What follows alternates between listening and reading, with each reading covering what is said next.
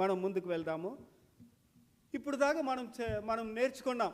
ఏం నేర్చుకున్నామంటే ఆయన గొర్రెపిల్ల అని, ఆయన దేవుని కుమారుడని, తర్వాత ఆయన పరిశుద్ధ ఆత్మతో మనల్ని నింపే దేవుడమని మనము నేర్చుకున్నాం. ఇప్పుడు మనం ఏమి చేయాలి? మనం ఒక 3 కార్యములు చేయాలి ప్రియులారా.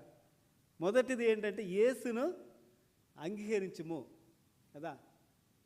దేవుడు యేసు ప్రభు గొర్రెపిల్లగా మన కొరకు రక్తం కార్చాడు. మనం ఏం చేయాలి? మనం ఏం చేయాలి? యేసు ప్రభువును సొంత రక్షకుడుగా అంగీకరించాలి. నేను ప్రతి దగ్గర ఇదే నేను అడుగుతూ ఉంటా. పోయిన వారం మా చుట్టం అబ్బాయి ఒక అబ్బాయి మా ఇంటికి వచ్చాడు.